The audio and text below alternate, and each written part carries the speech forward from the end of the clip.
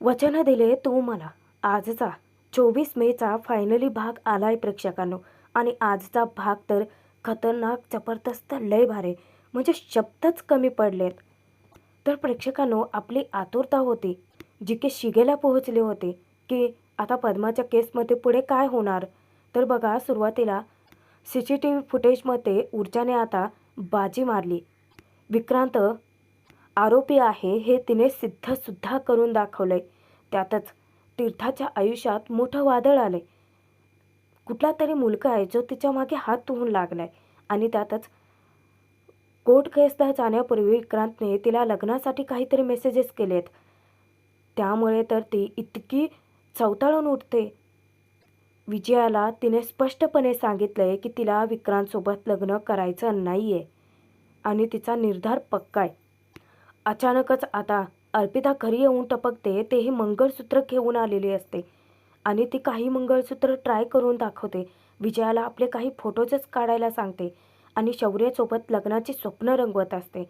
म्हणजेच अर्पिताला वेड लागले, तिच्या बुद्धीवर परिणाम झालाय. ही गोष्ट लक्षात येता क्षणी विजया शैलेच्या आजीच्या पायाखालची जमीनच सरकले. पण कोर्ट केसमध्ये आता ऊर्जाने सगळ्यात मोठा बॉम्ब फोडलाय की मेन्शन मेमो हर्षवर्धनच्या नकळत सादर करून त्याने हर्षवर्धनला असा काही तोंडावर आपटलाय की आता जी हेअरिंग हर्षवर्धनने 6 महिने पुढे ढकलायचं ठरवलं होतं, ऊर्जाने ती एका दिवसावरती आणली. म्हणजे विक्रांतच्या कोर्ट केसचा निकाल उद्या लागणार आहे. पण आता विक्रांतच आरोपी आहे हे कसं सिद्ध केलंय तिने. आणि हर्षवर्धन आमदार विक्रांतच्या विरोधात पद्मा ऊर्जा शौर्याची खेळी होती हे सुद्धा आता लक्षात आलंय. पण त्यांचा पुढचा प्लॅन नक्की आहे काय? विक्रांतला शिक्षा देण्यासाठी असा कुठला ट्रॅप रचलाय, बघूयात. त्यासाठी भाग शेवटपर्यंत जरूर बघावा लागेल. व्हिडिओ पाहिल्यानंतर CCTV फुटेजमध्ये प्रत्यक्षात विक्रांत पद्माचा पाठलाग करताना स्पष्ट दिसतो आणि तिथे चर्चांना उधाण येतं. तिथे उपस्थित असलेले सगळे लोक आता विक्रांतवरती चवताळलेले असतात आणि भयानक कोर्टात काही घडायला नको म्हणूनच मायलॉर्ड त्यांना सक्त ताकीद देतात की हे बघा, जर तुम्ही गोंधळ घातलात तर मग त्या व्यक्तीला या कोर्टाच्या बाहेर काढलं जाईल. त्यानंतर ऊर्जा ऑफिसर कारणना विचारते की तुम्ही हॅश व्हॅल्यू काढली होती ती व्हिडिओ हीच आहे का? तेव्हा ते सांगतात की हो, हीच आहे. ते कन्फर्मेशन देतात. तेव्हा ऊर्जा विचारते की आणि हे सर्टिफिकेट, हे रिपोर्ट्स जे तुम्ही या व्हिडिओची हॅश व्हॅल्यू काढली होती हे तेच आहेत का? ऑफिसर कारण सांगतात की हो, तेच आहेत, कारण त्याच्यावरती माझी सहीसुद्धा आहे.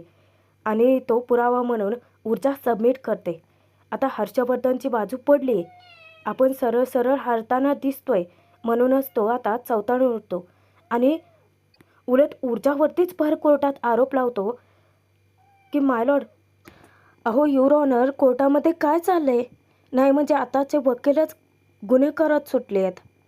प्रत्यक्षात जो पुरावा होता, जो फॉरेन्सिक टेस्टिंगसाठी लॅबमध्ये पाठवण्यात आला होता, तो पुरावाच वकील यांनी कॉपी करून घेतलाय. म्हणजे हा सरळ सरळ किती मोठा गुन्हा केला यांनी. अहो, जर हे असेच पुरावे कॉपी करत राहिले तर मग कोर्ट कचेरीला काही अर्थच उरणार नाही. म्हणून हा गंभीर गुन्हा धरून गुन्हेगारांवर, या वकिलांवर कारवाई करण्यात यावी असं हर्षवर्धनचं म्हणणं येतं. पण सोबतच ऊर्जाचा करारा जबाबही येतो त्याला की युअर ऑनर, हर्षवर्धन जहागीरदार हे एक निष्णात वकील आहेत, म्हणून सतत त्यांना वाटत असतं की ते कुणावरही गुन्हेगार म्हणून आरोप लावतील. हे बघा, मी नवखी वकील आहे. मी अजून खूप काही शिकते आणि जे काही शिकले आहे ते कायद्याच्या चौकटीतच राहून, आणि जे काही केलं आहे ते मी कायद्याच्या चौकटीत राहूनच केलं आहे, ॲडव्होकेट जहागीरदार. त्यानंतर पुढे ऊर्जा कोर्टासमोर हेही सिद्ध करते की तिने जे काही केलं आहे ते कायद्याच्या चौकटीत राहूनच केलं आहे. युअर ऑनर, फॉरेन्सिक टेस्टिंगसाठी पाठवलेलं हे व्हिडिओ कॉपी करण्यापूर्वी जे काही त्याचे नियम आहेत त्यातूनच मी कोर्टाकडे परवानगी मागितली होती आणि ते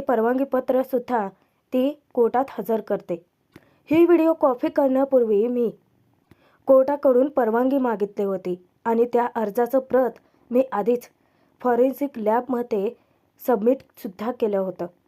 त्यानंतर पुढे ऊर्जा कोर्टाला सांगते की युअर ऑनर, फॉरेन्सिक ऑफिसर कारंद हे अत्यंत प्रामाणिक ऑफिसर आहेत.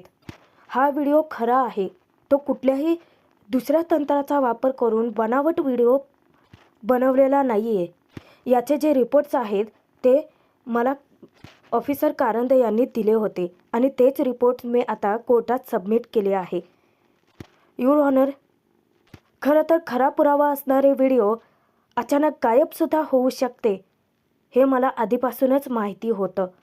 तर कायद्याच्या चौकटीत राहून फॉरेन्सिक लॅबमधून त्या व्हिडिओची कॉपी करणं हा गुन्हा नसून फॉरेन्सिक लॅबमध्ये टेस्टिंगसाठी गेलेला व्हिडिओ अचानक गायब करणं हा खरा गुन्हा आहे. आता हा व्हिडिओ फॉरेन्सिक लॅबमधून गायब फक्त अशी व्यक्ती करू शकते की ज्याला या व्हिडिओपासून अत्यंत धोका आहे. एकतर गुन्हेगार विक्रांत शिर्के किंवा मग माझे senior councillor advocate Harshvardhan Jahagirdar. ऊर्जाने आता सगळ्यात मोठा बॉम्ब फोडलेला असतो आणि अचानकच भर कोर्टात हर्षवर्धन तिच्यावरती वचकतो. पण त्याचा काहीही उपयोग नाही आहे. ऑलरेडी तो तोंडघशी पडलेलाच आहे. इकडे तीर्था मात्र एका वेगळ्याच प्रकरणात अडकली आहे. ती मस्त आपल्यासाठी कॉफी बनवून किचनमध्ये ती कॉफी पीत पीत एन्जॉय करत असते. पण अचानकच एक अननोन नंबरवरून तिला फोन येतो आणि त्या मुलाचा आवाज ऐकता क्षणी तिच्या पायाखालची जमीन हादरते आणि तीर्था त्याला ताकीदसुद्धा देते की तू सतत वेगवेगळ्या फोन नंबर्सवरून मला फोन का करतोयस? मी घरी असेन नाहीतर कुठेही असेन, तुझा काय संबंध?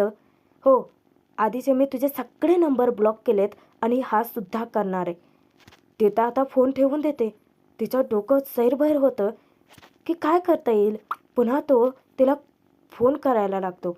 रिसीव करून ती त्याला धमकी देते की तू मला सतत फोन करणं, माझा पाठलाग करणं बंद कर, नाहीतर मी डॅडना सांगेन. आणि ती फोन स्विच ऑफ करून टाकते. पण तीर्थाला टेन्शन येतं की आता फोन बंद ठेवलाय पण नंतर कधी ना कधीतरी फोन ऑन करावाच लागेल ना. तिला कळतच नाही की तो मुलगा तिच्या मागे का लागलाय. ऊर्जा हर्षवर्धनला आता कोर्टात जाणीव करून देते की हर्षवर्धन जहागीरदार, अहो तुम्ही माझे सासरे आणि मी तुमची सून, हे नातं आपलं घरी आहे. इथे कोर्टात मी तुमचे अपोनंट आहे आणि मी काय तुमच्यावरती सरळ आरोप लावत नाही आहे. मी फक्त एक शक्यता सांगते. हर्षवर्धनची बोलती बंद होते. इकडे तीर्था जाम वैतागते. ती बॅग घेऊन कुठेतरी बाहेर जाणार. नेमकं विजया तिथे येते. तीर्थाचा चेहरा पडलेला पाहून विजया तिला थांबवते आणि विचारते की काय झालंय. तेव्हा तीर्था वैतागून सांगते की मॉम, मला ना सकाळी विक्रांतचा मेसेज आला होता. तेव्हा विजया विचारते की विक्रांतचा मेसेज? तीर्था तो मेसेज दाखवते सुद्धा. तर विक्रांतने मेसेज पाठवलेला असतो की आज माझ्या कोर्ट केसचा सोक्षमोक्ष लागेलच, त्यानंतर मी मोकळा. मग आपलं लग्न कोणीच थांबवू शकत नाही. आता वैतागत ती सांगते की मॉम, मला नाही करायचं यार त्याच्याशी लग्न. आणि त्या पद्माने सांगितल्यापासून तर नाहीच नाही. चुकून तिच्या तोंडून बाहेर पडतं. विजया धक्क्याने विचारते की पद्मा, तू कधी भेटली होतीस पद्माला? तेव्हा तीर्था खरं काय ते सांगते की मॉम, अगं घरात कोणी काहीच सांगत नव्हतं मला. मी गोंधळलेले होते, मला काही सुचत नव्हतं, म्हणून मी स्वतःच जाऊन पद्माची भेट घेतली. तिच्याकडून सगळं खरं काय ते ऐकून घेतलं. मॉम, मला त्याच्याशी लग्न नाही करायचं आहे आणि तो ज्या पद्धतीने माझ्याकडे बघतो ना, मला नाही आवडत ते. विजयाला विक्रांतबद्दल तीर्थाच्या डोळ्यात फक्त राग आणि तिरस्कारच दिसतो. पुन्हा ती रडकुंडीला येऊन सांगते की मॉम, आणि आता हा मेसेज, असं वागतो तो माझ्याशी की जसं काही त्याने विकत घेतलं यार मला. तेव्हा विजया विचारते की तीर्था, अगं कसली भाषा वापरतेस तू? तेव्हा ती वैतागते आणि सांगते की मॉम, मला नाही करायचं यार लग्न. मला माहिती आहे की तुम्ही माझं लग्न त्याच्याशी नाही होऊ देणार, पण तरी पण त्यानंतर तो गप्प बसणारातला नाही आहे. तो मला सतत त्रास देत राहील. तेव्हा विजया सांगते, तिला धीर देते की तीर्था शांत हो. अगं तुला कोणी काहीच नाही करू शकणार. तुझे डॅड आहेत ना. तुझे डॅड असताना कोणाची हिंमत नाही होणार तुझ्याकडे वर बघण्याची. विजया तीर्थाची समजूत घालते की भलते सलते विचार डोक्यात आणू नकोस बाळा, आम्ही आहोत ना तुझ्यासोबत. हे बघ, तुझं लग्न आम्ही विक्रांतसोबत नाही लावणार आहोत आणि होऊ देणार नाही आहोत. पण आता तुझ्या डॅडसाठी ही केस अत्यंत महत्त्वाची आहे. त्यांचं आता दुसरीकडे कुठेही लक्ष नाही आहे. एकदा का केसचा निकाल त्यांच्या बाजूने लागला की मग ते सगळं व्यवस्थित करतील. तीर्था मनातच संतापते की सगळ्यांना फक्त केसची काळजी आहे, माझी कोणालाच नाही. आणि ती चिडून तशीच कॉलेजला निघून जाते. आता इकडे ऊर्जा असं काही धडाधड आर्ग्युमेंट करत असते ना, कोर्टात ती सांगते की युअर ऑनर, आपल्या याला ही व्हिडिओ बघून कळतंय, लक्षात येतंय की विक्रांत शिर्के यानेच पद्माचा विनयभंग केला. आणि जेव्हा ती स्वतःचा जीव वाचवून पळत सुटली तेव्हा तेव्हा तिचा पाठलाग केला. ज्यामध्ये या व्हिडिओमध्ये स्पष्ट दिसतंय की विक्रांत आणि त्याचे 4 मित्र पद्माला पकडण्यासाठी पळत होते. ज्यामध्ये विक्रांत स्वतः होता की त्याने त्याच्या 4 मित्रांना पद्माला पकडायला सांगितलं होतं. आणि ही व्हिडिओ पाहिल्यानंतर मला असं नाही वाटत आहे की शंकेला आता कुठे जागा उरली. आता ऊर्जा तिथे कोर्टाकडे परवानगी मागते की तिला विक्रांतची उलट तपासणी घ्यायची आहे. पण अचानकच मायलॉर्डलाच एक महत्त्वाचं काम निघतं आणि त्यासाठी त्यांना हायकोर्टात जावं लागणार असतं, म्हणून केस तिथेच थांबते. पण जेव्हा हे ऐकतो हर्षवर्धन तेव्हा तो खरं तर कोर्टाकडे उठून वेळ मागतो की त्याला 6 महिन्यानंतर तारीख हवी असते. कारण जे काही साक्षी पुरावे ऊर्जाने कोर्टात हजर केले होते त्याबद्दल तयारी करायला म्हणे याला वेळच मिळाला नाही आणि म्हणून हा 6 महिन्यानंतरची तारीख मागतो. सगळ्यांनाच आश्चर्य वाटतं. ऊर्जा विचारते की अरे, एकदम 6 महिन्यानंतरची तारीख. तेव्हा हर्षवर्धन ऊर्जाला खुन्नस देत सांगतो की हो, कारण विक्रांतची उलट तपासणी घेऊनही काही होणार नाही आहे आणि या व्हिडिओनं तर नाहीच नाही आहे. आता इथे सुद्धा ऊर्जाने हर्षवर्धनवरती मात केलेली असते. हर्षवर्धनला असा जबर झटका दिला नाही ने, कारण कोर्टाला ती सांगते की युअर ऑनर, मी आधीच कोर्टाकडे मेन्शन मेमो सबमिट केला आहे. मी कोर्टाला आधीच परवानगी केली होती की या केसमध्ये कसलाही उशीर होता कामा नये. ही केस जी आहे ती फास्ट ट्रॅकवरती टाका, जेणेकरून मध्ये कुठलाही वेळ घेतला जाणार नाही. म्हणजे हर्षवर्धन इथे सुद्धा तोंडावर पडतो. त्यानंतर जे सबमिट केलेले कागदपत्र असतात ना, ऊर्जा आता कोर्टापुढे मांडते आणि त्यानुसारच मायलॉर्ड हर्षवर्धन स्पष्ट सांगतात की या केसमध्ये कसलाही उशीर होता कामा नये यासाठी ऊर्जा शिंदे यांनी मेन्शन मेमो आधीच सबमिट केलं होतं. त्यामुळे आता या केसचा निकाल रागत राहणार. तेव्हा हर्षवर्धन वर तोंड करून सांगतो की पण मला याबद्दल काहीच माहिती नव्हती. पण युअर ऑनर सांगतात की कोर्टाला तर आधीच माहिती होतं ना. म्हणजे स्वतःला अतिहुशार समजणारा हर्षवर्धन ऊर्जा आज त्याला धक्क्यावर धक्के देते. म्हणजे आज याचं बुद्धीची कीव यायला लागली. म्हणजे यावेळी ऊर्जा हर्षवर्धनच्या 2 पावलं पुढची निघाले होते. मग मारे वर तोंड करून ऊर्जाला चॅलेंज केलं होतं ना की कोर्टात ततपप होईल. पण आता इथे तर सगळं उलटच आलंय. ततपप तर हर्षवर्धनच करायला लागलाय, नाही का? पण आता इथे घरी मात्र अचानकच अर्पिता टपकते. ते हाका मारत आलेले असते. विजयाची भेट घेते. ती विचारते की काकू शौर्य कुठे आहे? तेव्हा विजया सांगते की अगं तो कोर्टाच्या केसमध्ये गेलाय ना कामासाठी. अर्पिता म्हणते की हो, आज विक्रांतची हेअरिंग आहे ना, माझ्या लक्षातच नव्हतं. आणि ती जबरदस्ती तिला सोफ्यावर आणून बसवते. तेव्हा अर्पिता सांगते की काकू, मी एका महत्त्वाच्या कामानिमित्त आले. विजया तिला आता चहा पाण्याबद्दल विचारते, पण अर्पिता जबरदस्ती आपल्या शेजारी तिला बसवते. अहो काकू, आजची तुम्ही पण आलात ना, बरं झालं. तिथे शैलेजा सुद्धा येते.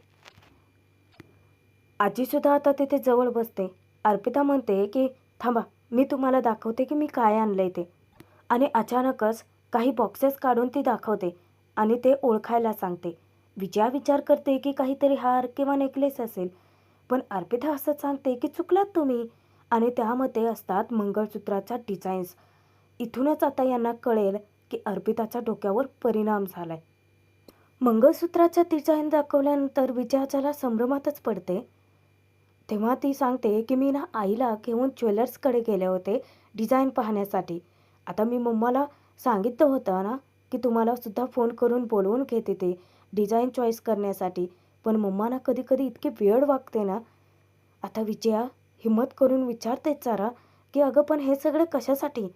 तेव्हा अर्पिता म्हणते की माझ्या आणि शौर्याच्या लग्नासाठी. आता ते सगळ्याच जणी हादरतात. अर्पिता एकटीच बडबडत असते आणि त्या तिघीही धक्क्यातच असतात. म्हणजे शैलेजा, विजया आणि आजी. अर्पिता सांगते की मी ना पप्पाला आणि मम्माला सांगितलं होतं की लग्नाच्या तयारीला सुरुवात करूयात. पण त्यांचं ना काही लक्षच नाही आहे. म्हणून मीच स्वतःच तयारीला सुरुवात केली. आता पहिल्यांदा मी मंगळसूत्राचं डिझाईन चॉईस केलं. पण काकू इकडे ऐका ना, तुम्ही माझ्याकडे बघा ना. विचारा ती भानावर आणते. मग म्हटलं की आता तुमची पण चॉईस तितकीच महत्त्वाची आहे की नाही, म्हणून मी तुम्हाला खास दाखवायला आले. विजया शेवटी वैतागून आजीला खुणावते. आजी अर्पिताला शांतपणे समजावते की अर्पिता हे सगळं आपण नंतर बघूयात. अगं पण बाळा तू काही घेशील की नाही? आणि तू इतकं उन्हाची इथे कशाला आलीस? तेव्हा अर्पिता हसत त्यांना विचारते की वाव आजी, म्हणजे तुम्हाला माझ्या टॅनिंगची काळजी आहे का? How sweet.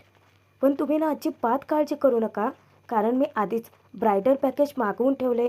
उद्यापासून आता ते लावायला सुरुवात करेल. त्यानंतर मॅनिक्युअर, पॅडिक्युअर, स्पा वगैरे सगळं काही मी करणार आहे. मस्त लग्नापर्यंत माझ्या चेहऱ्यावरती इतका छान ग्लो आलेला असेल. तुम्ही अजिबात काळजी करू नका.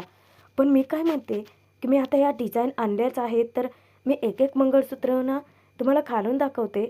मग तुम्ही मला सांगा की कुठलं छान वाटेल ते. तेव्हा विजया तिला सांगते की अगं त्याची गरजच नाही आहे बाळा. नाही म्हणजे असंच छान दिसते की नाही कळतं ना. पण मध्येच शैलेजा माती खातेच.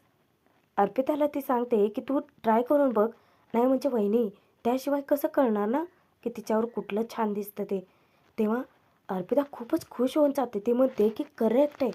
आणि त्यानंतर ती प्रत्येक मंगळसूत्र गळ्यात घालून बघते, छोटंवालंही आणि मोठंवालंही. आणि ती विजयाला विचारत असते की सांगा ना काकू, हे छान दिसतंय का? शौर्यला आवडेल का? त्यानंतर ती काही फोटोजसुद्धा अर्पिता विजयाला काढायला सांगते. जेव्हा ती तिचा फोन हातात देते ना, विजयाचे हात अक्षरशः लटलटतात. थरथरत्या हाताने ती फोटोज काढते तिचे. आता त्या मंगळसूत्राचे डिझाईन नक्की काय आहे, ते कोणत्या प्रकारचं आहे, त्या सगळ्यांबद्दल अर्पिता तिला माहिती देतच असते. शेवटी आता धक्क्यात असलेल्या विजयाच्या डोळ्यात अचानक अश्रू दाटून येतात. कारण अर्पिता इतकी भेड्यासारखी वागत असते. बरं तिच्या मनाच्या समाधानासाठी विजया काळजावर दगड ठेवून तिचे काही फोटोजसुद्धा काढते. त्यानंतर ती सांगते की हे पहिलं मंगळसूत्र आहे हा काकू, जे मला आणि मम्माला खूप आवडलं होतं. पण याच्यावरती ना छोटे छोटे असे डिझाईन असायला हवे होते, नाही का? तेव्हा शैलेजा तिला शांत करते की अर्पिता अर्पिता हे बघ, आम्हाला कळलं तुला कुठलं आवडलं आहे ते, पण थोडं शांत होतेस का तू? नाही म्हणजे खूप सारी माहिती सांगितलीस ना तू आम्हाला. अर्पिता हट्टच धरून बसते की सांगा ना काकू, यातलं तुम्हाला कुठलं आवडलं आहे? नाही म्हणजे मला तर खूप आवडले आहेत. मग म्हटलं की आपण सगळीच घेऊन टाकूयात. मग मी सगळीच घेऊन आले.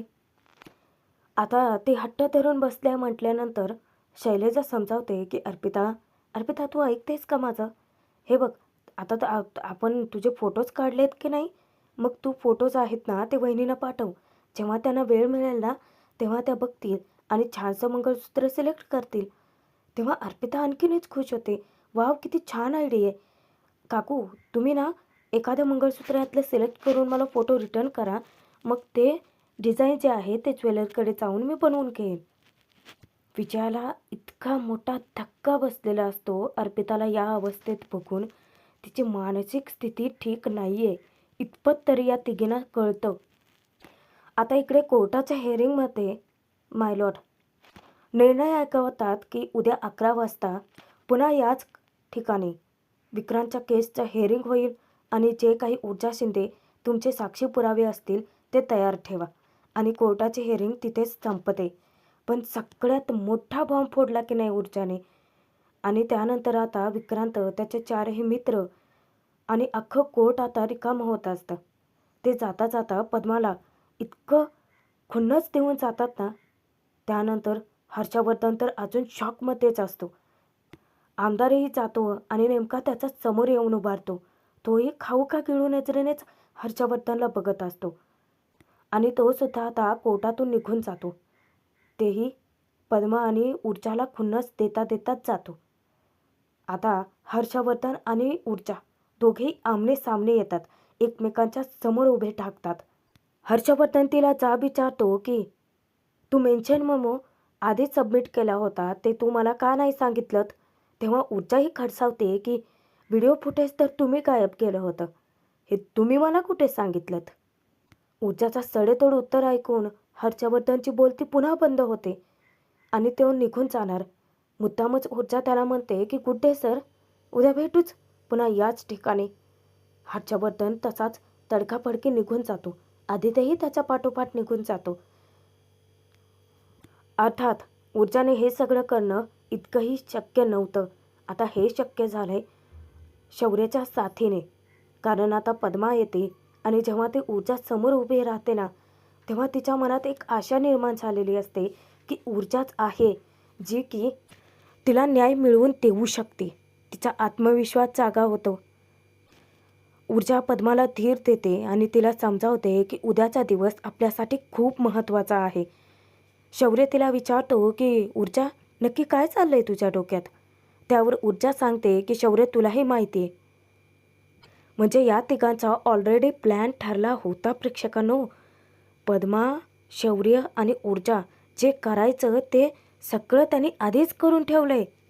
शौर्य आधीच सावध करतो की ऊर्जा, डॅड विक्रांतला तयार करण्याचं पुरेपूर प्रयत्न करतीलच. तेव्हा ऊर्जा बेधडकपणे सांगते की करू देत, त्यांना जे काही करायचं असेल ते करू देत. पण त्यांना माहीतच नाही आहे की आपली खेळी नक्की काय आहे. आपण इतके दिवस उद्याच्या दिवसाची अत्यंत वाट बघितली, पण काय होणार आहे उद्याच्या दिवशी नक्की? काय आहे मनात नक्की ऊर्जाच्या? शौर्य, पद्मा, ऊर्जा या तिघांनी मिळून असा कुठला ट्रॅप रचला आहे की ज्यामध्ये हर्षवर्धन, आमदार विक्रांत सगळेच अडकणार आहेत? आधीच ऊर्जा तिथे पद्माला सावध करते की हे बघ पद्मा, तू जे काही मला सांगितलं होतं ते सगळं उद्या कोर्टाला सांग. आता फक्त उद्या आपल्याला नशिबाची साथ हवी. आणि प्रेक्षकांनो, आजचा हा खतरनाक जबरदस्त भाग इथेच संपला आहे. आजचं ऊर्जाचं आर्ग्युमेंट कसं वाटलं, भाग कसा वाटला, कमेंट जरूर करा. पण पुढे मोठा महत्त्वाचा ट्विस्ट आहे. ऊर्जा, शौर्य घरी येतात दोघेही. आजी विचारते की काय झालं, विक्रांतच्या केसचा निकाल लागला? ऊर्जा सांगते की नाही, आता उद्यावर सगळं अवलंबून आहे. तोपर्यंत हर्षवर्धन सहीरबैर झालाय. हर्षवर्धन आदित्यावरती चिडचिड करतो की मला जे काही करायचं होतं ते आजच करायचं होतं, मला आज निकाल हवा होता, पण सगळं उद्यावरती गेले. अचानक आदित्य विचारतो की पण उद्या तुम्हाला अपेक्षित असा निकाल लागेल का? म्हणजे त्यालाही हर्षवर्धनवरती डाऊटच आहे. म्हणजे त्यालाही पक्की खात्री आहे की ऊर्जा नक्कीच जिंकेल. आता ऊर्जा इकडे केसबद्दल आजीशी बोलत असताना अचानक विजय येते आणि केसबद्दल ती विचारते. पण आता ऊर्जा केसबद्दल काही सांगायला जाणार तर ती ऊर्जाला कामाला लावते, तेही मुद्दाम. ऊर्जा सांगते तेव्हा ती सांगते की हे बघ, वरच्या गावाला गेली आहे, आजचा स्वयंपाक तुलाच बनवायचा आहे, त्यामुळे जा पटकन किचनमध्ये. ऊर्जाला धक्काच बसतो. पण आता नक्की खात्री आहे प्रेक्षकांनो आपल्या सगळ्यांना की ऊर्जा पद्माला न्याय देणारच आहे. पण आता उद्या नक्की काय होईल? काय आहे पद्मा, शौर्य, ऊर्जाचे हर्षवर्धनच्या विरोधात खेळी पाहणं तितकंच मनोरंजक ठरणार आहे प्रेक्षकांनो. उद्याचा भाग अत्यंत महत्त्वाचा आहे, त्यामुळे सबस्क्राईब आवर्जून करून ठेवा.